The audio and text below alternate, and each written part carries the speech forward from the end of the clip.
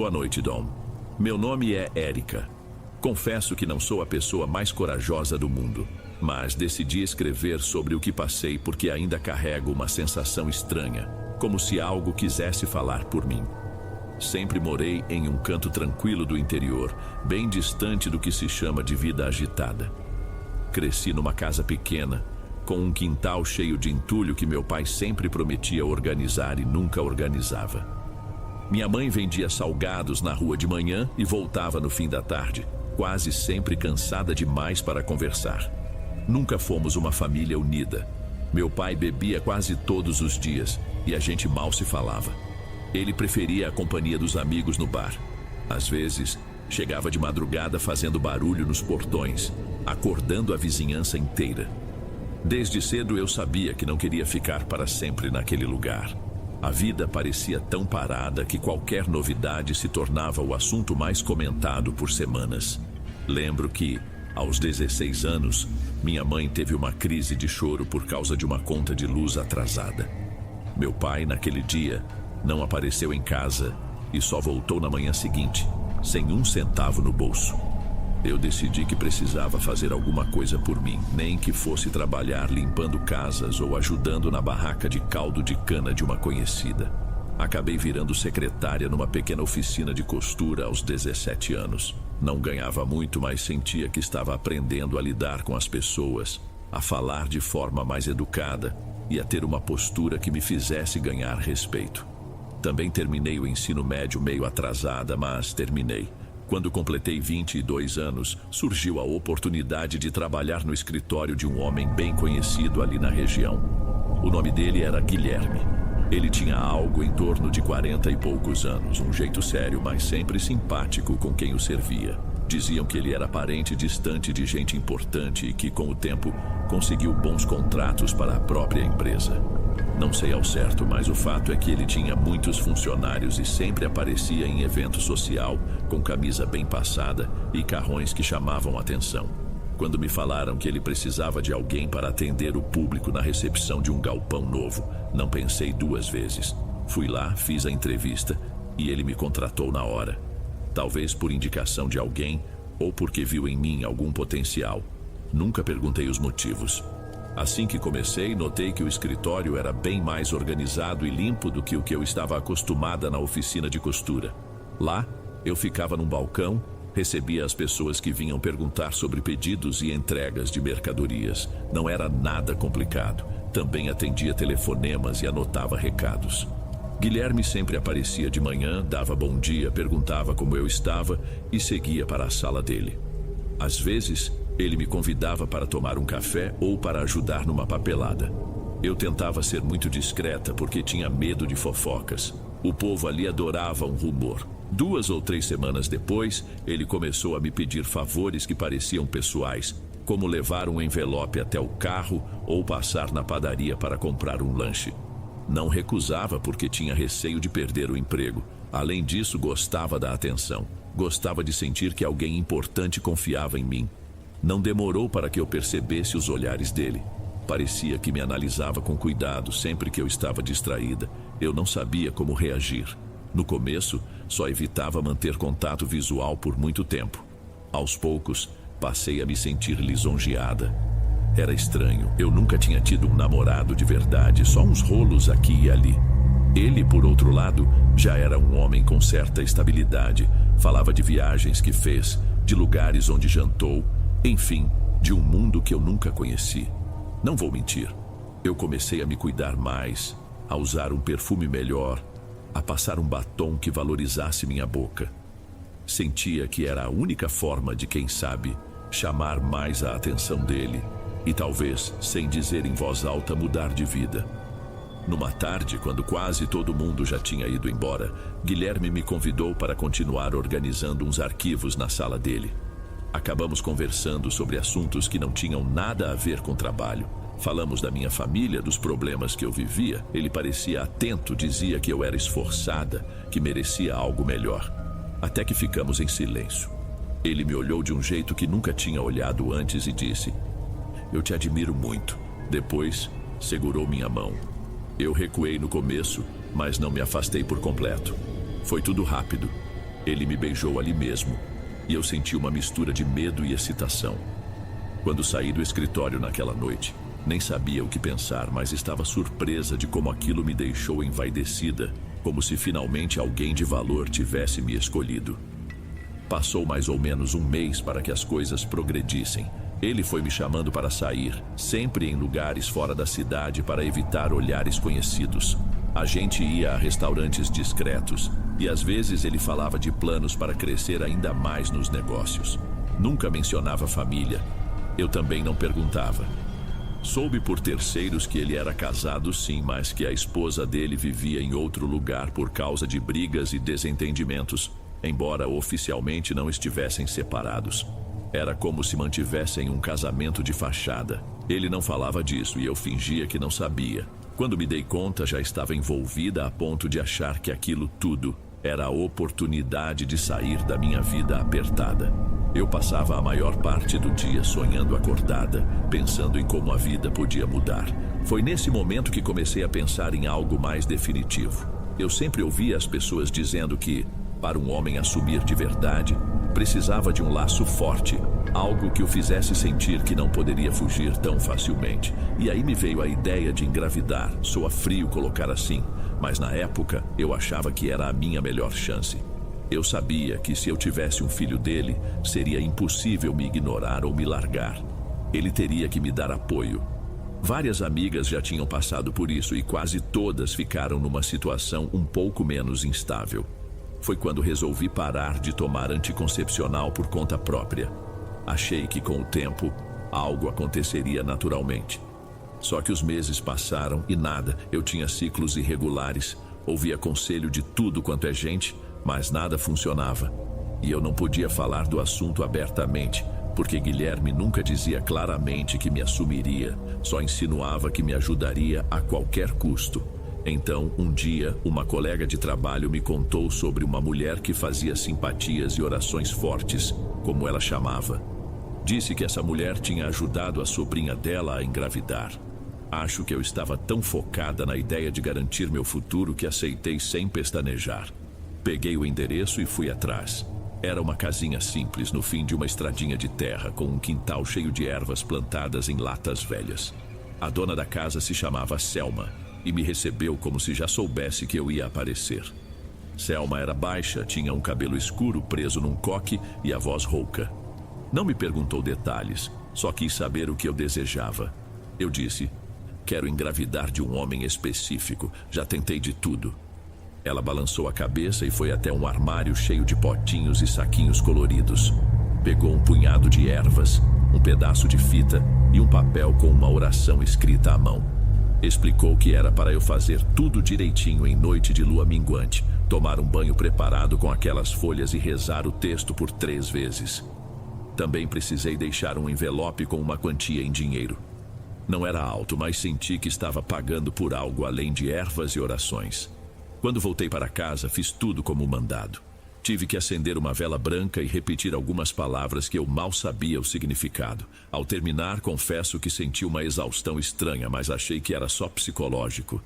As semanas seguintes foram normais. Guilherme continuava aparecendo em horários aleatórios e de vez em quando a gente se encontrava num lugar afastado. Ele me dava presentes, prometia que se eu precisasse de algo era só pedir. Eu evitava discutir qualquer assunto de gravidez, deixava as coisas rolarem. Mas, ao final daquele mês, minha menstruação veio de novo e eu me enchi de frustração. Foi aí que voltei na Selma, com uma ansiedade ainda maior. Ela me olhou como se não estivesse surpresa e disse que, se não tinha funcionado, podia tentar algo mais forte, mas que isso teria consequências. Eu, sem pensar 2 vezes, disse que topava. Ela me entregou um saquinho marrom e disse que dentro havia um pó, uma pequena pedra e um pedaço de pano vermelho. Explicou que eu precisava usar alguns desses itens durante a relação com o homem e depois fazer uma espécie de reza no meu quarto, mas que não deveria contar nada a ninguém. Isso abre portas, ela disse balançando o dedo, e não se fecha sem pagar o preço. Assenti e paguei o restante do valor. Quase 2 semanas depois, comecei a sentir um enjoo leve e uma tontura de vez em quando. No começo, achei que era só ansiedade. Mas quando passou a primeira semana de atraso da menstruação, resolvi comprar um teste de gravidez. Deu positivo. Eu quase desmaiei de tanto nervosismo. Me vi numa mistura de alegria e medo, pensando em como contaria ao Guilherme. Decidi que era melhor falar pessoalmente. Liguei para ele e pedi que fosse me encontrar na casa que ele tinha no bairro mais tranquilo da região. Quando contei, ele ficou pálido, sem saber o que dizer. Me abraçou, falou que ia me dar todo o suporte, mas pediu que eu não contasse a ninguém ainda, pois era um assunto delicado. Disse que estava em um processo de separação e que a ex poderia complicar se soubesse. Eu, ainda meio confusa, concordei. Tinha medo de pressionar e estragar tudo. Os primeiros meses da gravidez foram difíceis. Eu sentia uma fraqueza fora do comum. Não sei se era por causa dos rituais ou se era algo normal do meu corpo.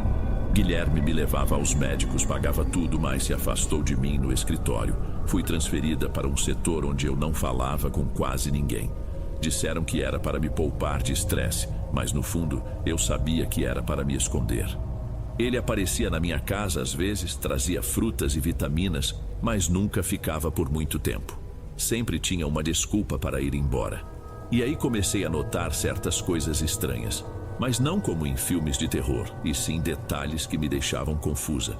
Por exemplo, tinha dias em que eu encontrava objetos fora do lugar. Uma toalha que eu tinha certeza de ter colocado no varal aparecia dentro do cesto de roupa suja. Outras vezes acordava de madrugada com uma impressão de que alguma coisa tinha se movido no quarto, mas eu culpava minha insônia. Preferia acreditar que era minha cabeça pregando peças. Conforme a barriga crescia, tive sonhos bem perturbadores. Em um deles, eu via uma criança parada do lado de fora da minha janela, me chamando baixinho. Em outro, uma figura feminina passava a mão na minha barriga, murmurando palavras que eu não entendia. Quando eu comentava com Guilherme, ele só desconversava. Você está sensível por causa da gestação. É normal, tenta relaxar. Minha mãe também não dava muita importância. Ela dizia que tudo era normal na gravidez, que sonho estranho faz parte. Mas minha vizinha, a Cida, reparou que meu semblante andava tenso. Um dia, ela me disse: você está diferente, parece carregada. Nunca acreditei muito nessas coisas, mas depois que passei a ver vultos rápidos de canto de olho, comecei a me preocupar. A gestação foi seguindo. Por volta do 5º mês fiz um ultrassom e a médica disse que seria um menino. Eu senti um aperto no peito, não sei porquê. Achei que ficaria radiante, mas alguma coisa me deixou aflita. Mandei uma mensagem para o Guilherme e ele só respondeu horas depois. Que bom, a gente se fala. Naquele dia fui para casa chorando, me sentindo sozinha, lembrando de tudo que fiz e do medo de ter ido longe demais. Para completar, comecei a notar pequenos fenômenos que não tinha como ignorar. Certa vez a porta do meu quarto bateu com força mesmo sem vento. Outra, encontrei marcas de mãos no espelho do banheiro, mas o banheiro vivia fechado. Não eram marcas enormes nem fantasmagóricas. Parecia só uma mão comum, mas eu limpava e no dia seguinte apareciam de novo. No 7º mês tive uma crise de pressão alta e quase fui parar na internação. Guilherme ficou preocupado por uns dias, mas depois sumiu de novo.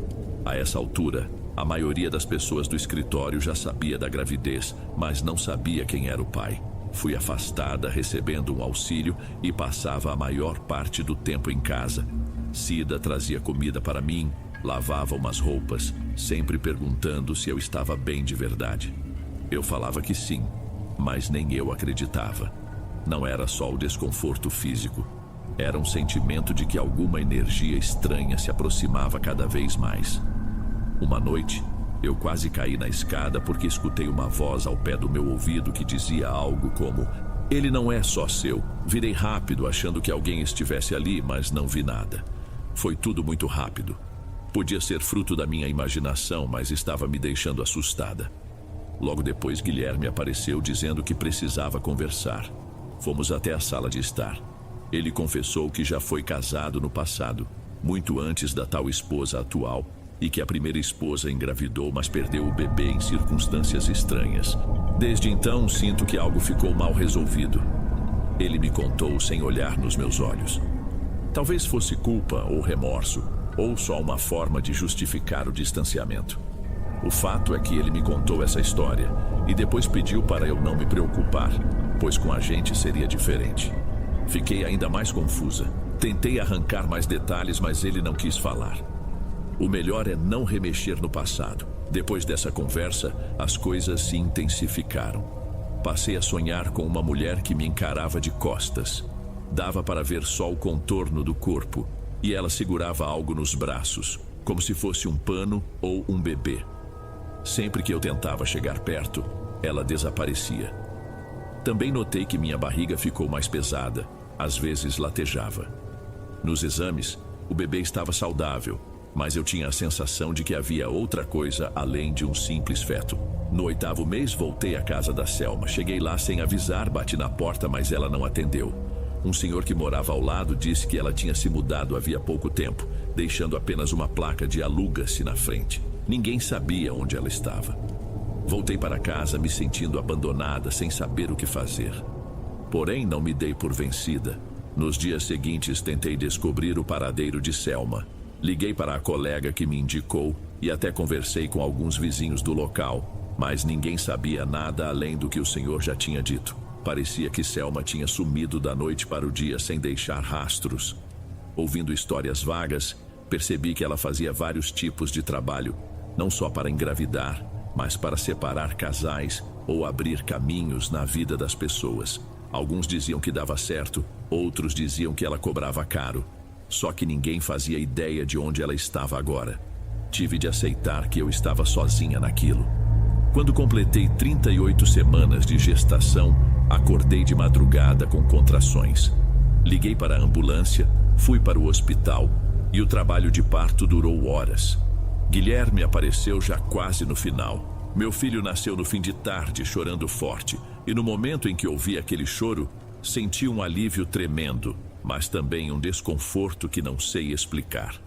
Guilherme segurou o menino por alguns segundos, disse que se chamaria Davi e me olhou com um meio sorriso. Depois se afastou, deixou o bebê no bercinho e foi conversar com o médico. Fiquei sozinha, ainda me recuperando, olhando para aquele rostinho vermelho e indefeso. A volta para casa foi estranha. Eu tinha organizado um quartinho simples para ele, com berço, roupinhas e algumas pelúcias. A Cida me ajudou na limpeza, mas no primeiro dia, notei que a janela do quartinho estava aberta, mesmo eu tendo certeza de que tinha fechado. Achei que fosse a Cida que tinha deixado assim, mas ela jurou que não mexeu lá. Davi chorava muito durante a noite, principalmente por volta de 3 da manhã. Não era um choro normal, era insistente e de repente parava do nada, como se alguém o embalasse. Quando eu ia até o berço, ele já estava dormindo de novo. Era exaustivo. Em alguns momentos eu pegava no sono no sofá e sonhava com a mesma figura feminina de antes que me observava. Acordava suando. Comecei a evitar espelhos, porque às vezes me dava a impressão de que havia outra sombra refletida. Mas não queria soar paranoica, então não falei disso com ninguém. Nas semanas seguintes, Guilherme começou a aparecer com menos frequência. Sempre ligava ou mandava mensagem para saber do bebê, mas não ficava muito tempo em casa. Falava que o trabalho estava puxado e que precisava resolver algumas pendências. Em compensação, continuava pagando todas as despesas. Eu me sentia estranhamente grata e revoltada ao mesmo tempo, porque não era a presença dele que me fazia falta, mas sim a segurança de ter com quem dividir o que estava acontecendo. Teve uma noite em que escutei algo como passos no corredor, bem leves. Quando abri a porta do quarto, Davi estava em silêncio, mas balbuciava olhando fixamente para o teto, como se seguisse um ponto no ar. Fiquei arrepiada por dentro, mas tentei me acalmar, dizendo que bebês veem coisas que a gente não vê, que é normal. Aos poucos, comentários na vizinhança começaram a chegar aos meus ouvidos. Gente dizendo que havia um clima pesado na minha casa, que era como se um ar grosso tomasse conta quando a gente entrava. Cida um dia me chamou na cozinha e disse: "Não quero te assustar, mas vi um vulto perto do berço do Davi quando fui deixar uns panos de prato." Perguntei se ela tinha certeza e ela respondeu que sim, mas que podia ter sido um reflexo. Ainda assim, fiquei com aquilo na cabeça. Passei a me sentir estranha ao cuidar do bebê, como se tivesse sempre que olhar atrás de mim. Tentei rezar, pedi para Deus proteger meu filho. Não sou muito religiosa, mas, num momento de medo, a gente apela para tudo. Davi completou 2 meses e as coisas ficaram ainda mais intensas. Ele passou a dar uns sorrisos estranhos quando estava sozinho no berço, como se interagisse com alguém. Eu tentava conversar com Guilherme, mas ele mudava de assunto todas as vezes. Foi nesse período que recebi uma visita inesperada. Uma mulher morena de cabelos curtos, que se apresentou como ex-empregada da primeira esposa de Guilherme, a tal que ele raramente mencionava. Ela me falou: aconteciam coisas parecidas na época em que eu trabalhava na casa deles. Barulhos, objetos se movendo, depois que ela tentou engravidar. Eu fiquei sem reação, tentei perguntar mais, mas a mulher me encarou, balançou a cabeça em sinal de alerta e se despediu apressada. Tenha cuidado, busque ajuda espiritual. E sumiu sem me dar tempo de entender o recado. Fiquei petrificada, pensando se existia uma ligação entre a história dela e a minha. Nas noites seguintes, Davi passou a acordar sempre no mesmo horário, um pouco antes das 3 da manhã. Ele balbuciava, às vezes ria, outras vezes gritava. Quando eu ia embalá-lo, parecia que alguém já o tivesse acalmado antes de eu tocar nele. Teve uma madrugada em que entrei no quarto e senti um cheiro estranho, algo entre flores murchas e incenso velho. Abri a janela, mas o cheiro não ia embora. Permanecia ali, grudado. Fui dormir sem entender o que estava acontecendo. Cida insistia para eu chamar um padre ou um pastor para benzer a casa. Ela chegou a chamar um conhecido, mas quando ele veio, só fez uma oração rápida e foi embora sem me dar nenhum conselho. Parecia com medo. Guilherme, ao saber disso, reclamou: não precisa se expor a fofocas, essas coisas são invenção de gente desocupada. Com o tempo, a gente passou a discutir cada vez que ele vinha aqui. Na verdade, ele só vinha para discutir ou para entregar dinheiro, e eu fui me fechando. No meio disso tudo, Davi continuava crescendo. Ele não era um bebê doente, pelo contrário, estava até gorduchinho. Mas os médicos falavam que o comportamento dele era muito observador, que ele raramente chorava em consultas, só ficava olhando o ambiente. Um dia, mexendo em umas coisas antigas, encontrei um envelope com vários papéis escritos à mão, que pareciam anotações da Selma. Não lembro de ter trazido aquilo para casa, mas estava lá, guardado no fundo de uma gaveta. Dizia coisas confusas sobre abrir portas e o guardião exige a energia alheia, além de uma lista de ervas e símbolos que eu não compreendia. Se fosse antes, eu teria ficado curiosa, mas agora eu sentia era medo. Não sabia o que fazer, mas me pareceu que eu havia despertado algo que não sabia controlar. Resolvi queimar aquele envelope no quintal. Fiz isso de tarde, sozinha, com uma sensação de aperto no peito, como se algo não quisesse que eu me livrasse daquilo. Alguns dias depois, Guilherme apareceu e anunciou que ia comprar uma casa maior para a gente morar, mas que precisaria de um tempo para vender outras propriedades. Percebi que ele só queria me deixar isolada em outro lugar, longe das fofocas. Ele até disse: quando tudo estiver certo, vou resolver minha separação oficialmente e você vai ser reconhecida. No fundo, eu duvidava disso. Mesmo assim, não falei nada, pois estava cansada de brigar. Ele ficou pouco mais de 1 hora, alimentou Davi com uma mamadeira, mas notei que ficava inquieto quando o bebê o encarava. Parecia que Guilherme não tinha coragem de sustentar o olhar do próprio filho. Quando Davi chegou aos 4 meses, notei que Cida andava mais distante. Ela disse que estava cuidando da mãe dela, que tinha ficado doente, mas eu suspeitei que ela queria se afastar da minha casa, e não a culpo. As lâmpadas da sala passaram a queimar com mais frequência do que o normal. A do quarto de Davi piscava de madrugada. O eletricista veio 2 vezes e não achou problema algum. Teve uma vez em que, ao final de uma troca de fralda, o controle da televisão sumiu. Revirei tudo e não encontrei. 2 dias depois, achei o controle dentro do carrinho de bebê, enrolado num pano, sem explicação. Fui me desgastando, dormindo mal, cansada o tempo todo. Meu leite secou rápido. Tive que passar para o leite industrializado. Davi engordava, mas raramente sorria para mim. Ele ficava sério, encarando o nada, como se ouvisse alguém ou algo. Às vezes eu tentava buscar seus olhos e sentia um calafrio interno, sem entender o porquê. Uma noite, ele começou a chorar tão forte que corri até o berço, mas no meio do caminho, ouvi uma espécie de riso abafado e o choro parou. Quando cheguei, o quarto estava escuro. A lâmpada tinha queimado de novo. Davi estava acordado, mas quieto, olhando para um canto vazio. Coloquei-o no colo e fui para o meu quarto. Nessa noite dormi com a luz do corredor acesa. As semanas foram virando meses. Guilherme aparecia cada vez menos, e as raras conversas eram sobre dinheiro. Uma vez, ameacei contar a verdade para todo mundo, mas ele não parecia temer. Limitou-se a dizer: estou resolvendo tudo de forma que você fique bem financeiramente. Essa palavra, financeiramente, começou a me dar repulsa. Eu queria outro tipo de cuidado, mas já nem sabia se ainda gostava dele, ou se era apenas um apego ao que imaginei que seria minha vida com um homem rico. Com Davi crescendo, minhas dúvidas aumentavam ainda mais. Ele completou 10 meses e balbuciava algumas coisas, mas nada que parecesse mamãe ou papai. Pareciam sílabas sem sentido, porém repetidas em ritmo. Eu tentava interagir, cantar musiquinhas, e ele só me encarava, quieto. Eu sentia falta de alegria nele, e também não conseguia sentir leveza dentro daquela casa. Às vezes, a vizinhança comentava que via gente estranha entrando lá, mas era mentira.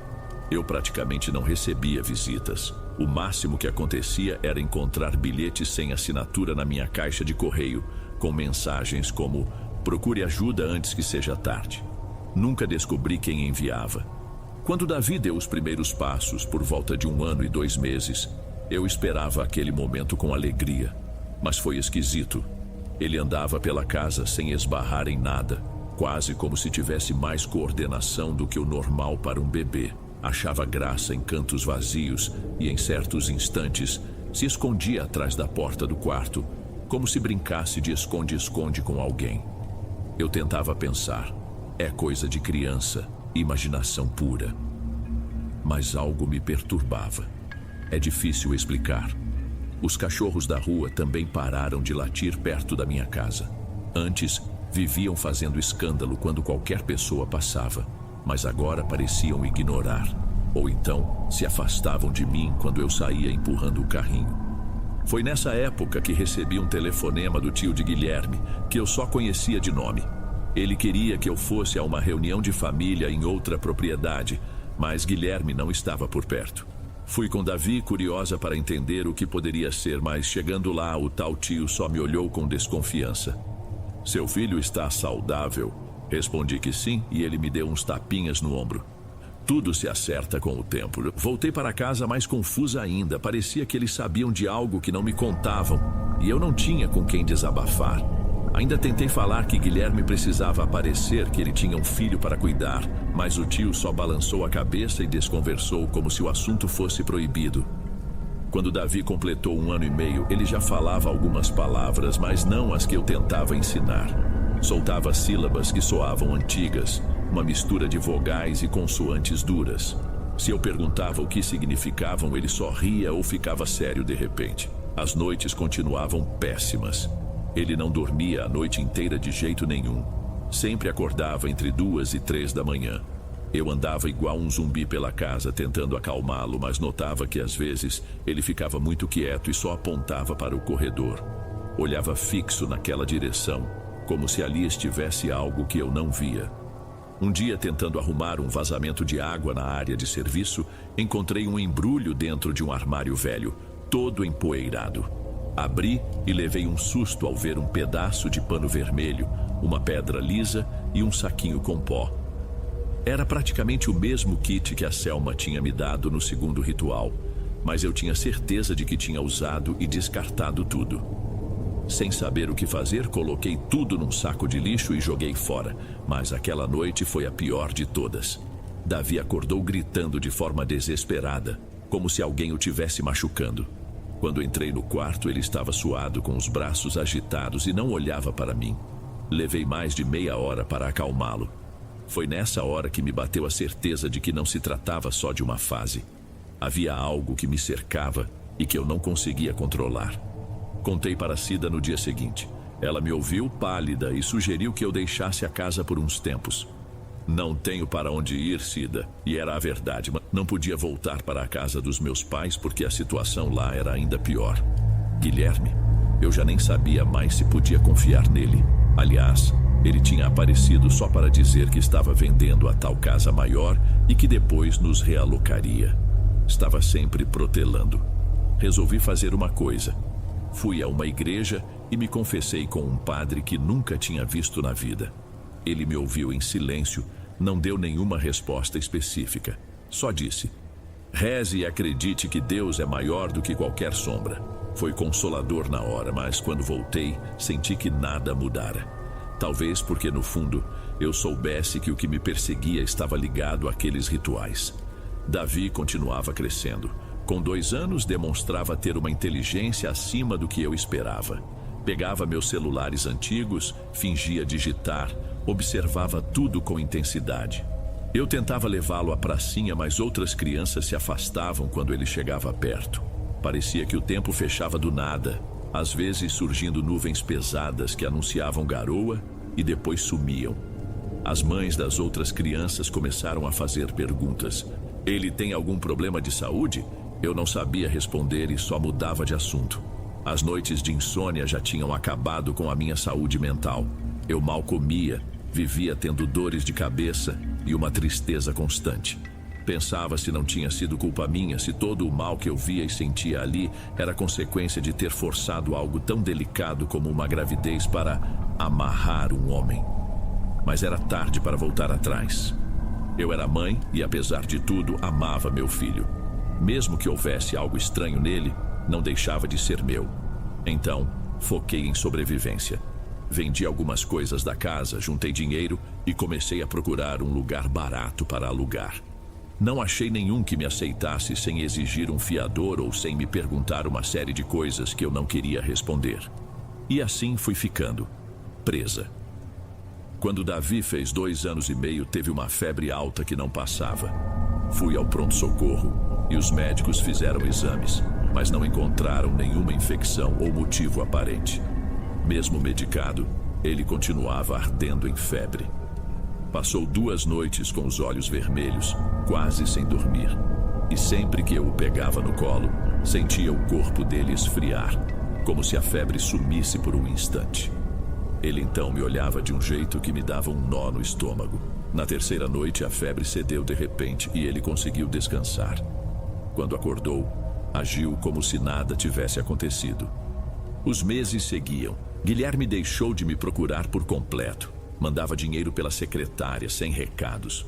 Liguei algumas vezes, sem resposta. Até que um dia, ela me informou que ele tinha viajado a negócios e que não sabia quando voltaria. Ou seja, me largou de vez. Fiquei com ódio e mandei mensagens ameaçando contar o que ele tinha feito comigo. Ele só me respondeu por texto: sinto muito, mas preciso seguir. Cuide do nosso filho. Não me procure mais. Joguei o celular na parede de raiva. E naquela noite, Davi correu pelo corredor rindo e repetindo palavras que eu não entendia. Parecia comemorar algo. Eu, exausta, me joguei no sofá e chorei até dormir. No dia seguinte, achei uma caixa em frente à porta, sem remetente. Dentro havia um amontoado de fitas, um frasco de vidro vazio e 2 velas pretas.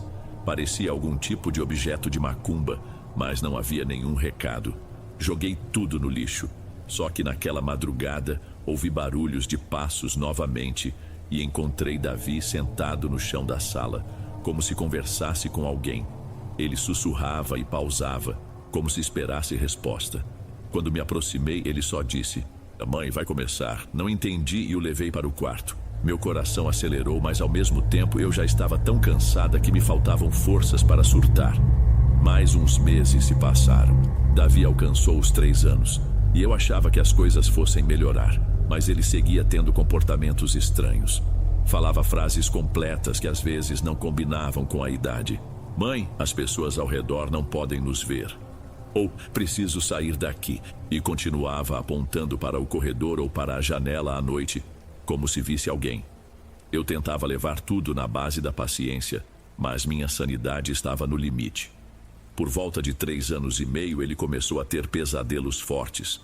Acordava gritando, chamando alguém pelo nome de Celina, que eu não conhecia. Perguntei quem era, e ele não respondeu. Uma madrugada, decidi deitar ao lado dele. Queria ter certeza de que nada estranho aconteceria.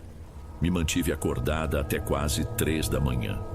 De repente senti que Davi deu um pulo, arregalou os olhos e encarou a porta. Não ouvi nenhum ruído, mas ele começou a rir baixinho, como se estivesse vendo uma cena engraçada. Tive tanto medo que segurei a mão dele e o chamei para a minha cama. Ele veio, mas depois de alguns segundos ficou olhando para o teto quieto. Não chorei porque estava anestesiada. As coisas na casa também continuavam fora do normal.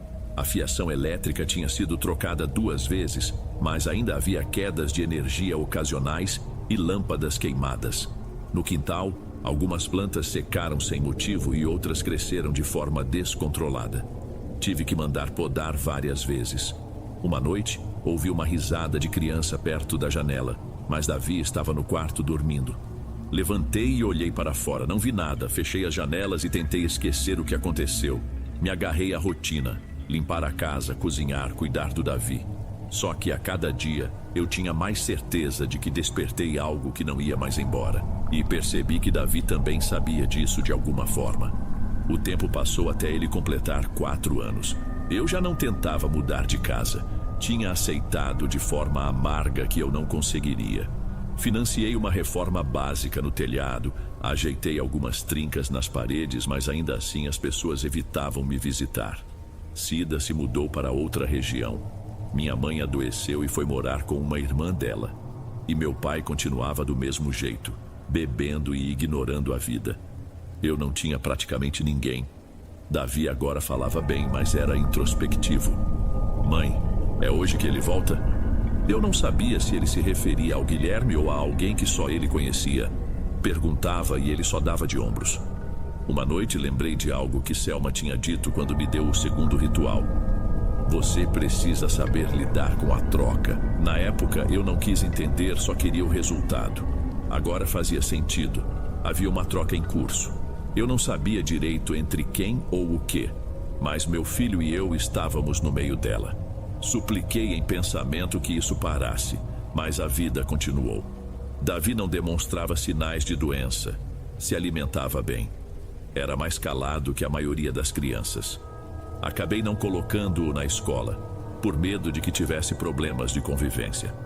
O pouco dinheiro que eu ganhava em um trabalho de meio período era suficiente só para a gente se manter minimamente. Quando ele chegou perto dos 5 anos, notei que ele quase não me chamava de mãe.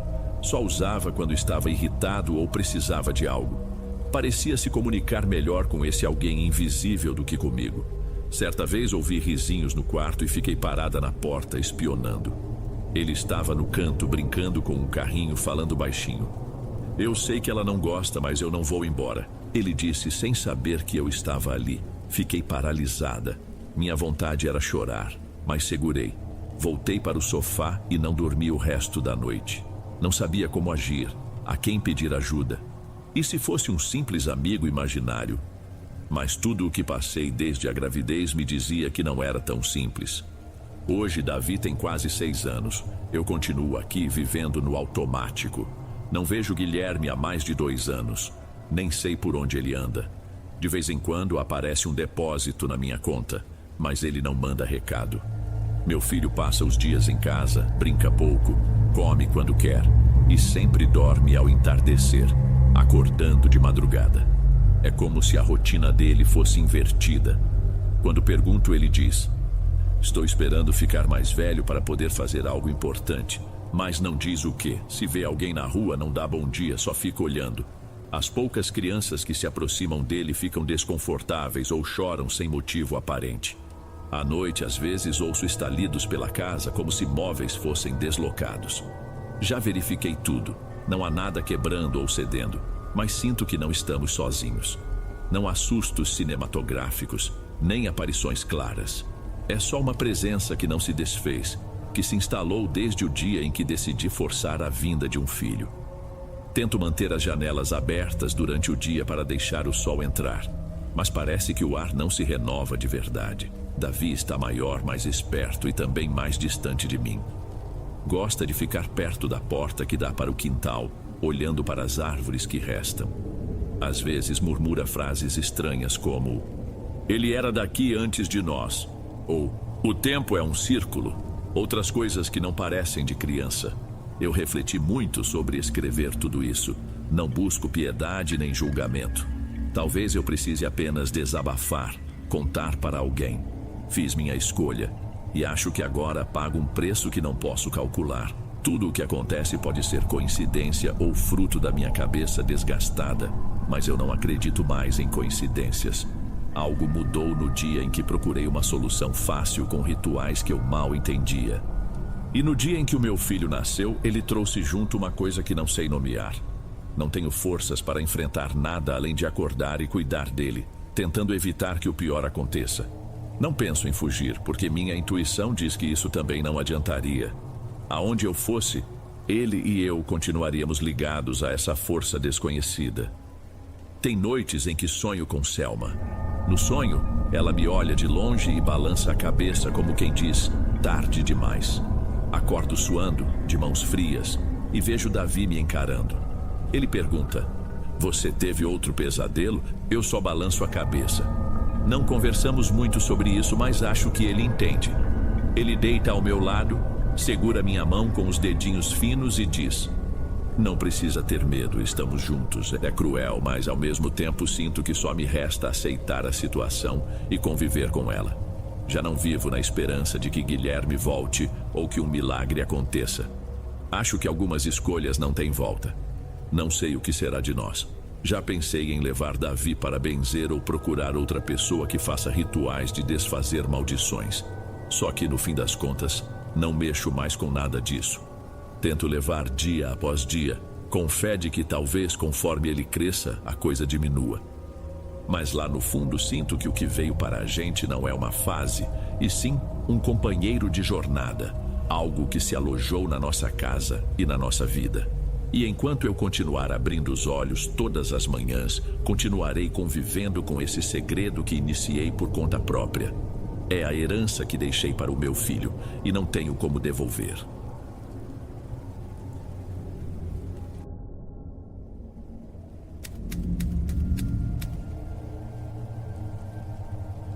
Boa noite, Dom. Meu nome é Dennis.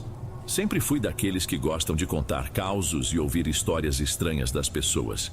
Mas confesso que nunca pensei que eu mesmo teria algo tão esquisito para compartilhar. Até pouco tempo, eu vivia com minha esposa, Catarina, em uma casa simples, construída passo a passo num terreno que meu pai me deixou. Nós dois sempre sonhamos em ter algo só nosso. Quando ele faleceu, recebi essa herança. Um pedaço de terra perto de uma área de chácaras, um lugar meio isolado, mas cercado de verde, com um clima de interior que me agradava muito. No começo, a ideia de transformar aquele terreno em lar me deixava empolgado, só que para pôr tudo de pé, levamos mais tempo do que imaginávamos. Eu trabalhava fora, em 2 turnos, e a Catarina ficava cuidando do planejamento da casa e de algumas pequenas reformas que davam para fazer sem gastar muito. Em alguns fins de semana, contávamos com a ajuda de amigos. Só depois de quase 3 anos conseguimos ver o esqueleto da casa tomar forma. Era um lugar modesto, 3 quartos, 2 banheiros, uma cozinha bem arejada, porque a Catarina adora cozinhar e queria bastante espaço, e uma sala que a gente dividia em 2 ambientes. Construímos tudo aos poucos, literalmente. E quando terminamos, foi emocionante. Eu gostava de andar de noite pelo quintal, olhar as estrelas, conversar com a Catarina sobre o futuro, fazer planos. Quando nos mudamos em definitivo, senti orgulho de cada tijolo que ergui. Parecia que eu finalmente tinha meu refúgio, longe da correria que a gente tinha antes.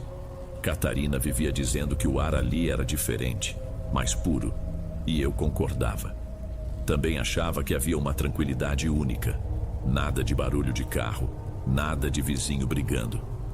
O que nos fazia companhia eram passarinhos de manhã e, eventualmente, algum latido distante de cachorro. Ficamos bem assim por um bom tempo. Era aquela paz que nem todo mundo entende, mas que eu sempre quis. Até que de repente surgiu uma situação que mexeu com toda a rotina. Um primo meu, Rodolfo, reapareceu depois de muitos anos sem dar notícias. Ele sempre foi um sujeito meio inconstante.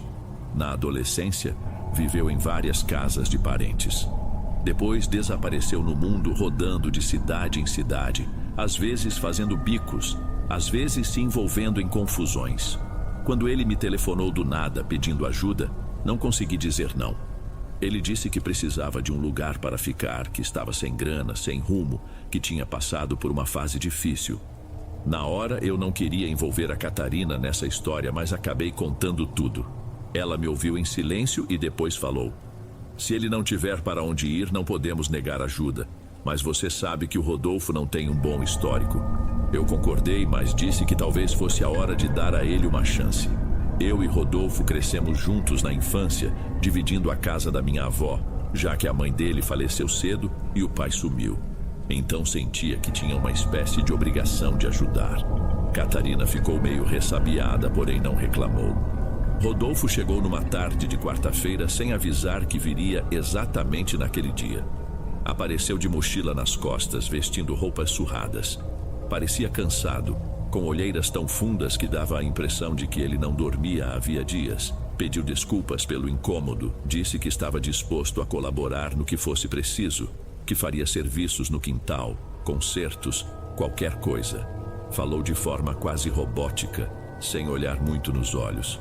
Catarina o recebeu tentando ser educada, mas eu via que ela estava desconfortável. Não culpo minha esposa. O semblante dele era esquisito, como se tivesse passado por uma experiência pesada. Acolhemos o Rodolfo num dos quartos. Eu tinha um certo receio de colocar um homem adulto tão próximo da gente, ainda mais conhecendo o jeito meio conturbado dele. Só que, ao mesmo tempo, eu não conseguia enxergá-lo como uma ameaça real, mas sim como alguém machucado pela vida. Pensei que ficando aqui, ele teria tempo para se reestruturar. Achei que fosse um período curto, talvez algumas semanas, até arrumar um trabalho fixo.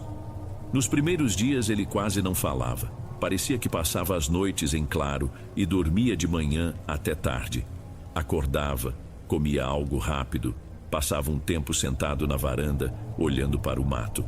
De vez em quando sumia no terreno entre as árvores que cresciam atrás da casa, onde tínhamos um pequeno pomar. Ele não falava para que lado ia, mas ficava por lá um tempão. Depois, voltava suado, com as mãos sujas de terra, sem dar explicação. Eu tentava puxar conversa, mas as respostas eram sempre vagas. Se eu perguntasse: "O que estava fazendo lá atrás, primo?", ele dava de ombros e respondia: "Só pensando na vida." Um detalhe me chamava a atenção. Às vezes ele surgia com um cheiro estranho grudado na roupa, uma mistura doce e azeda, como se fosse um perfume de flores murchas. Perguntei se ele estava usando algum incenso esquisito, mas ele não me deu muita bola. Só murmurou alguma coisa do tipo: "Estou testando umas ervas." Nada demais. Nosso convívio seguiu nessa estranheza. Catarina, no fim das contas, é uma pessoa boa. Até preparava comida extra para o Rodolfo. Ele comia sem reclamar, mas não elogiava, não agradecia formalmente. Ainda assim, eu via no olhar dele uma espécie de alívio, como se só comer uma refeição quente já fosse muito.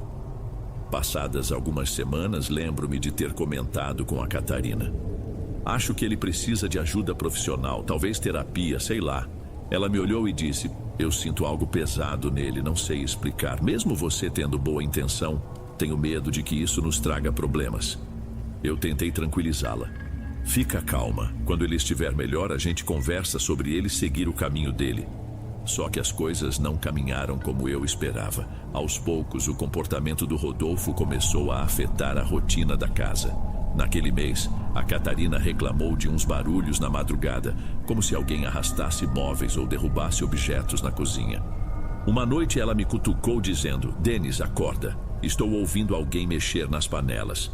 Só que eu me levantei, fui até a cozinha e não vi nada fora do lugar.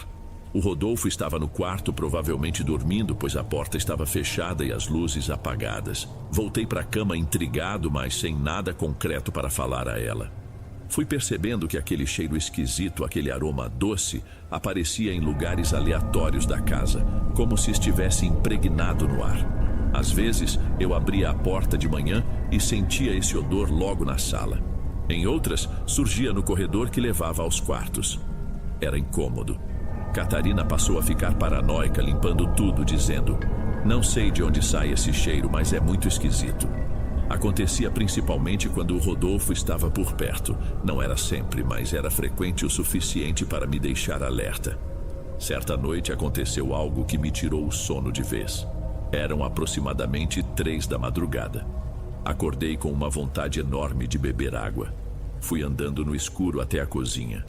Achei que fosse encontrar tudo silencioso como sempre, mas quando cheguei, tive uma sensação desagradável, como se o ar estivesse muito quente ali. Acendi a lâmpada e, sem qualquer ruído, vi uma sombra passar rápido pelo canto dos meus olhos, como se fosse alguém se movimentando atrás do balcão. Só que, quando virei para conferir, não havia nada. Pensei que estivesse com a visão embaçada de sono, mas aquilo me deixou bastante perturbado. Contei para Catarina no dia seguinte. Ela ficou em choque, pois tinha a mesma impressão às vezes, mas nunca tinha falado comigo por receio de eu achar que fosse coisa da cabeça dela. Conversamos que podia ser estresse, podíamos estar imaginando coisas, mas lá no fundo, ambos sabíamos que havia algo estranho na casa desde que o Rodolfo chegara. Eu não cheguei a confrontá-lo diretamente porque não tinha provas de nada, só o observei mais. Notei que ele passava cada vez mais tempo afastado, no fundo do terreno, onde havia um pedaço de terra que não usamos e algumas árvores maiores. Quando perguntei o que ele andava fazendo lá, disse que estava planejando construir um quartinho de ferramentas para não ficar ocupando espaço na casa. Parecia uma boa ideia, mas a Catarina não gostou. Falou para mim: "E se ele ficar ainda mais isolado, a gente nem vai saber o que acontece por lá." Respondi que talvez fosse até melhor ter aquele espaço separado, já que o clima dentro de casa andava pesado. As semanas foram passando e comecei a ter sonhos confusos. Eu sonhava que ouvia uma voz me chamando do quintal.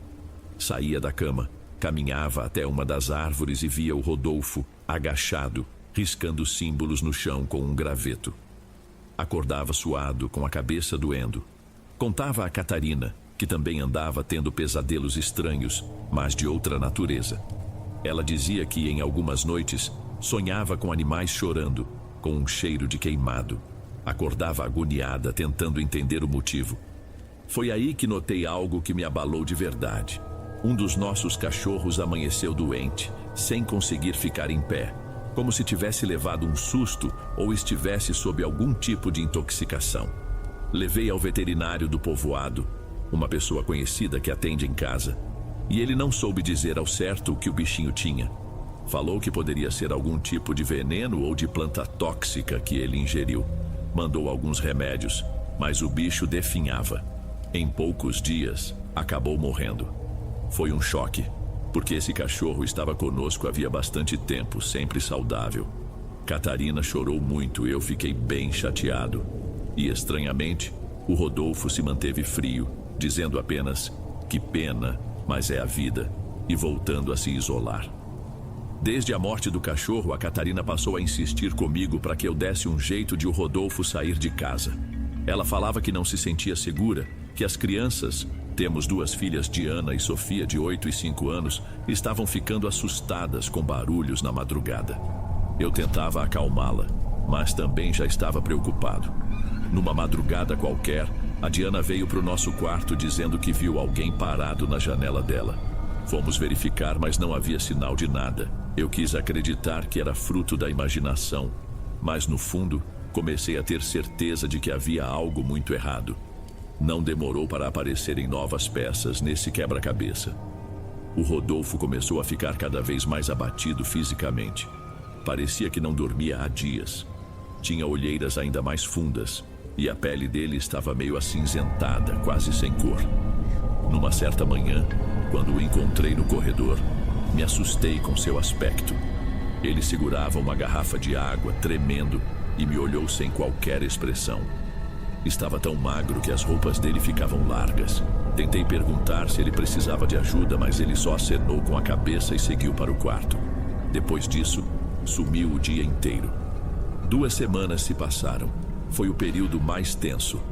Eu e Catarina conversamos sobre a possibilidade de procurar uma igreja, um padre ou pastor para abençoar a casa, porque a gente não aguentava mais aquelas sensações e acontecimentos estranhos. Só que a gente ficava com medo de ofender o Rodolfo de alguma forma.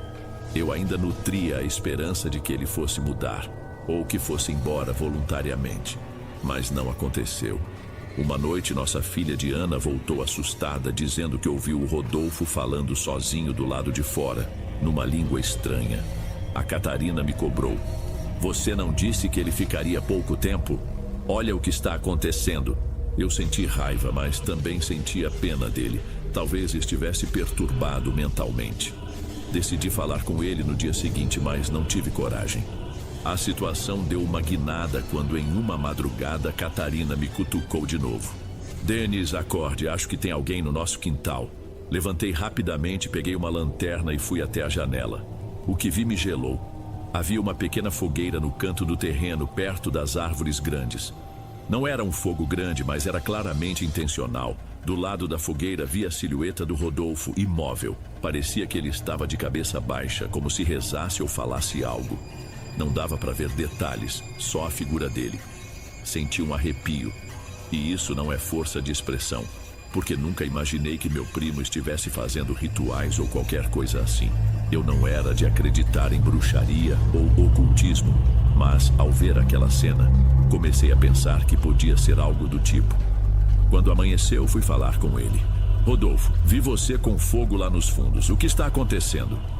Ele desviou o olhar, ficou um tempo calado. Depois soltou. Estou fazendo algo para me curar, Denis. Você não entende. Não é nada contra vocês. Eu falei, desculpa, mas está passando dos limites. Tem criança em casa, estamos preocupados. Se você precisa de ajuda, podemos te levar a um lugar. Mas não dá para continuar assim. Ele balançou a cabeça sem responder de imediato e caminhou de volta para o quarto. Parecia triste ou frustrado. Não sei dizer. Foi na tarde desse mesmo dia que Catarina encontrou umas penas espalhadas perto da mesma árvore. Muitas, como se fosse de alguma ave grande. A gente não cria galinhas, mas há quem crie por perto, e às vezes as aves passeiam. A forma como aquelas penas estavam dispostas era perturbadora. Parecia que tinham sido arrancadas e jogadas ao redor de algo. Catarina limpou tudo, mas senti que ela estava horrorizada. Eu também estava, sinceramente. Pensei que meu primo tivesse, sei lá, sacrificado um bicho. Mas sem provas, não quis acusar. Só fiquei remoendo essa desconfiança. Mais uns dias se passaram. Em uma quinta-feira voltei do trabalho e encontrei a Catarina com uma expressão péssima. Ela me puxou para o lado de fora e disse: Denis, não aguento mais. Precisamos que o Rodolfo vá embora. As meninas estão apavoradas. Ontem a Sofia disse que acordou e viu ele parado no corredor encarando a porta do quarto delas. Você tem certeza? Não podia ser outra pessoa? Só tem a gente aqui, Denis. Quem mais seria? Eu suspirei. Sentia que ela estava certa, mas não sabia como confrontar o Rodolfo. Ainda tinha um laço de compaixão. Mesmo assim, decidi que no dia seguinte teria uma conversa definitiva. Não deu tempo. No fim daquela mesma noite, por volta de meia-noite, acordamos com um barulho que parecia uma pancada seca, como se alguém tivesse derrubado um móvel pesado. Levantei e notei que as meninas também acordaram. O coração disparou. Peguei meu chinelo e corri para o corredor, Catarina atrás de mim tremendo. Quando chegamos perto do quarto do Rodolfo, percebi que a porta estava entreaberta. Chamei: Rodolfo, está tudo bem? Nenhuma resposta.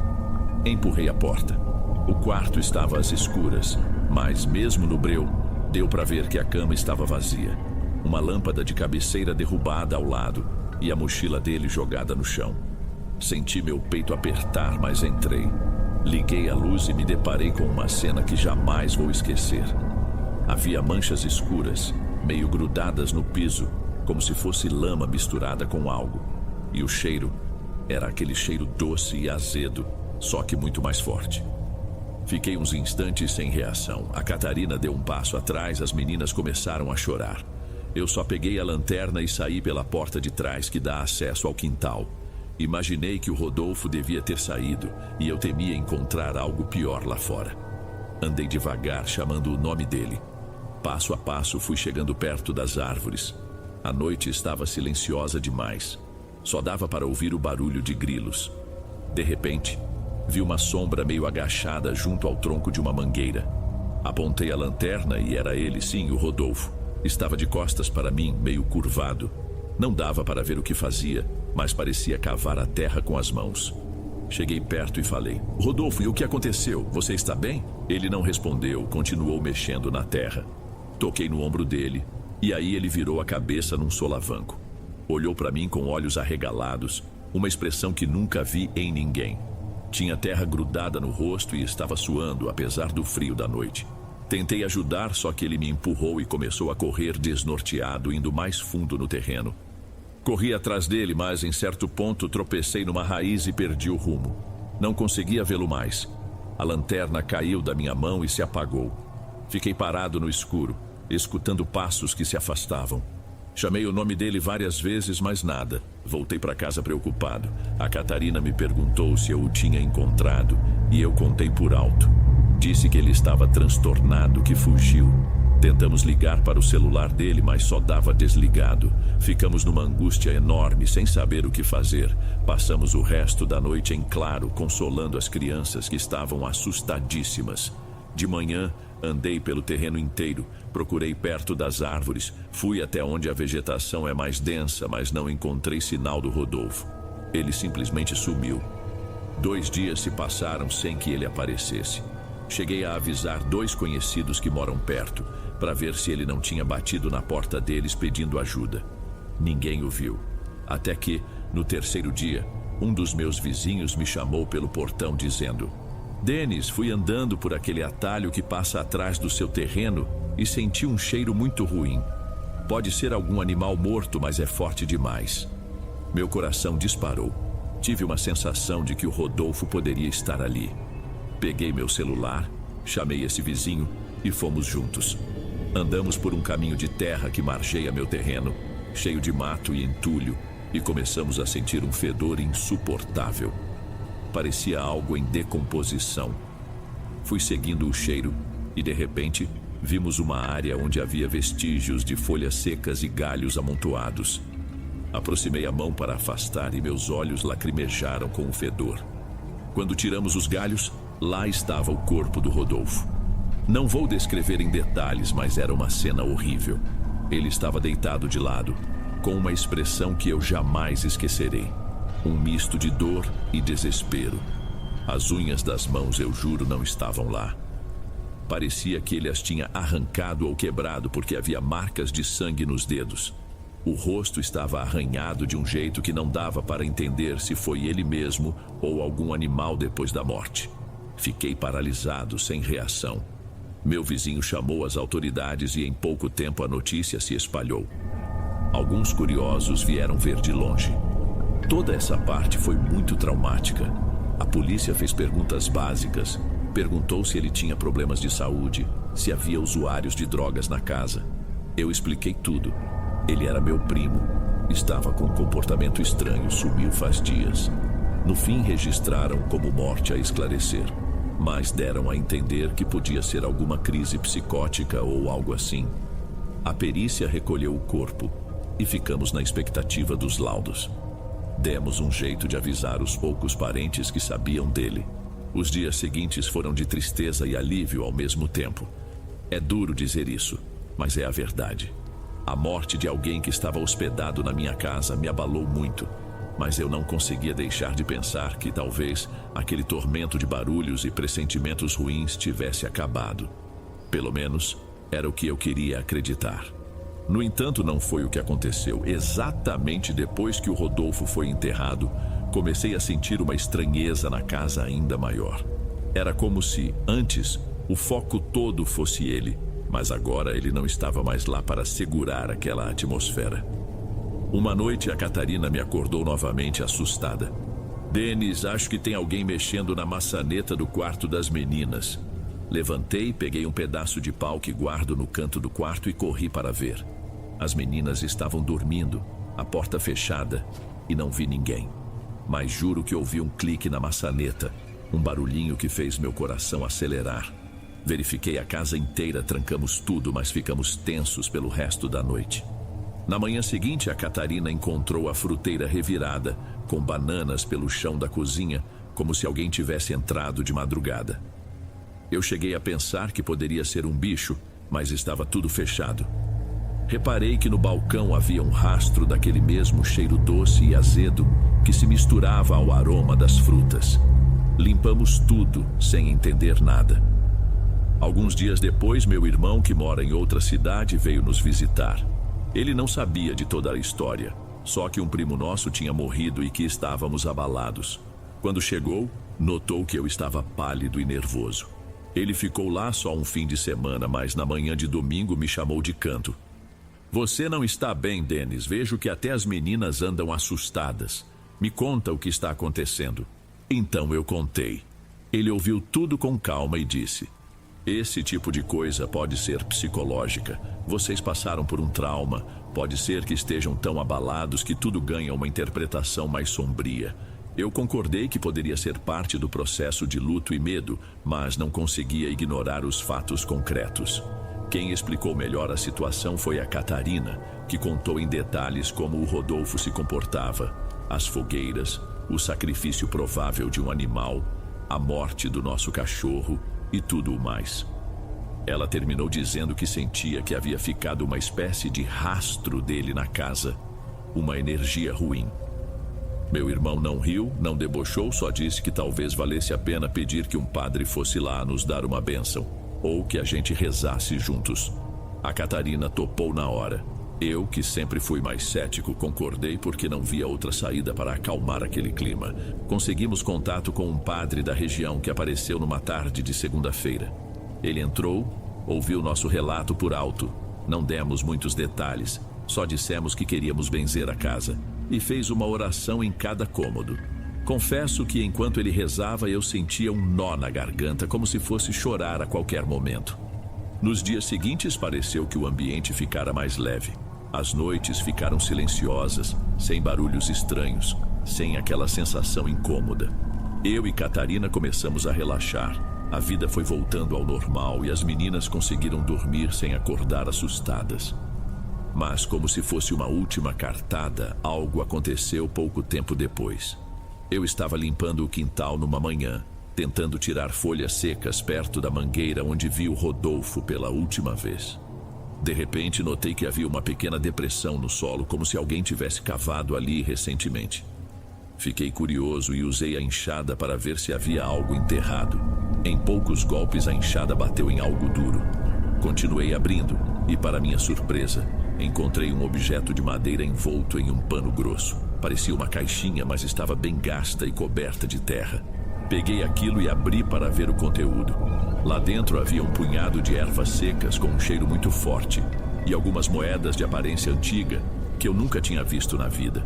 Tinham símbolos estranhos, não pareciam moedas oficiais do nosso país, nem de colecionador comum. Pareciam relíquias de outro lugar ou época, mas estavam corroídas e meio esverdeadas. Também encontrei um pedaço de papel amarelo, todo rabiscado, mas não dava para entender o que estava escrito. Pareciam letras ou desenhos desconexos. Na hora me lembrei do que a Catarina falou sobre o Rodolfo sumir lá no fundo, mexendo na terra, fazendo fogueiras. Será que era aquilo que ele enterrava, guardava ou sei lá o quê? Um arrepio percorreu meu corpo. Fui até a Catarina, mostrei o achado e ela arregalou os olhos. Meu Deus, Dennis, joga isso fora, não pode ficar aqui. Eu concordei, não fazia sentido ficar com aquilo. Fui até a lixeira, mas tive a intuição de não simplesmente jogar no lixo. Pensei que poderia ser uma espécie de amuleto ou objeto de algum ritual que o Rodolfo fazia. A Catarina se lembrou de um conhecido que trabalha com antiguidades e me perguntou se eu não queria pelo menos mostrar a ele, só para ter certeza de que não era algo valioso ou perigoso. Eu quis resolver logo, mas acabei topando. Levei a caixinha até esse conhecido que me atendeu no quintal da casa dele. Ele pegou as moedas, examinou com uma lupa e disse: essas aqui são estranhas, parecem moedas sem cunho oficial, meio artesanais. Talvez tenham valor só para quem mexe com coleções exóticas. Nunca vi nada igual. Perguntei se achava que tinham relação com alguma prática de culto. Ele deu de ombros. Afirmou que não podia descartar essa hipótese, pois muitas comunidades antigas criavam suas próprias moedas para rituais. Sugeriu que eu procurasse alguém especializado em estudos de esoterismo. Agradeci e voltei para casa mais confuso ainda. No fim do dia, eu e Catarina decidimos que não queríamos aquilo perto de nós. Peguei o carro e dirigi até um rio que passa a alguns quilômetros. No caminho, fui pensando em tudo que passamos. Na morte do Rodolfo, no modo como a casa ficou esquisita, nos nossos filhos amedrontados. Chegando lá, desci numa margem isolada e joguei a caixinha com tudo dentro no rio. Vi-a afundar.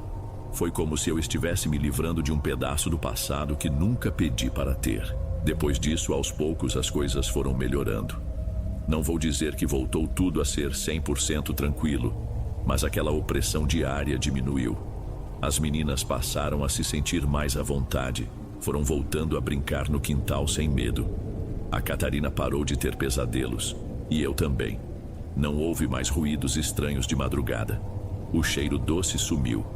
Mesmo assim, confesso que às vezes me pego lembrando do rosto do Rodolfo. Não saem da minha cabeça aquelas olheiras fundas, a expressão vazia. Fico pensando se não poderíamos ter feito algo melhor por ele. Talvez interná-lo, talvez conversar sobre o que o atormentava. Mas também me lembro de tudo de ruim que aconteceu enquanto ele esteve aqui. Não consigo simplesmente ignorar. A Catarina acha que ele estava envolvido em algum tipo de seita ou mexendo com forças que não entendemos. Eu, por outro lado, prefiro acreditar que ele tinha problemas psicológicos sérios e acabou seguindo um caminho doentio que o levou a se auto-aterrorizar. Pode ser um misto das duas coisas. O que sei é que quando penso em tudo, sinto um incômodo no peito. Mas continuo vivendo, cuidando da minha família e do meu terreno, na esperança de que nada mais do gênero volte a acontecer. Ainda sinto às vezes uma pontada de receio quando passo a noite pelas árvores, mas não deixo isso me dominar. Acendo uma lanterna, olho para o céu, respiro fundo e lembro que esta ainda é a minha casa. Foi construída com esforço e amor. Se há algo de ruim, não vai prevalecer. Pelo menos é assim que encaro agora. Pode parecer só uma sequência de eventos trágicos sem provas de nada sobrenatural. Mas quem viveu aqui sabe como foi. Cada cheiro, cada barulho no escuro, cada coincidência estranha. Tudo deixou marcas. Há noites em que ainda sonho que o Rodolfo está parado na varanda olhando para mim como se quisesse dizer alguma coisa. Acordo com o coração disparado, mas depois respiro e sigo em frente. Conto essa história para que entendam que nem sempre as coisas são claras. Às vezes, o que parece pura loucura pode ter raízes que vão além do que enxergamos. Mesmo sem provas de qualquer força oculta, acredito que algo negativo vindo do próprio Rodolfo impregnou a casa. O que quer que fosse, se dissipou quando jogamos fora aquele objeto e pedimos ajuda religiosa. Talvez não haja explicação clara. O que importa é que seguimos adiante. Minha família está bem, e torço para que o espírito dele esteja em paz, onde quer que esteja, livre dos tormentos que vivia. Talvez essa seja a única maneira de nós também ficarmos em paz.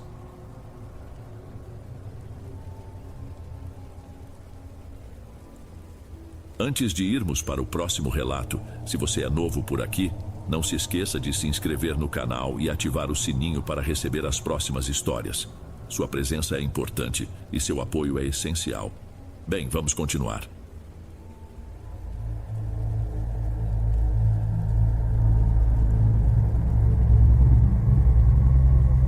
Ei pessoal, obrigado por ouvirem. Clique no sininho de notificações para ser alertado de todas as futuras narrações. Lanço vídeos novos todos os dias por aqui. Espero te ver nos próximos. Agora na tela vou deixar outros 2 bons vídeos que sei que irão gostar. Te vejo por lá.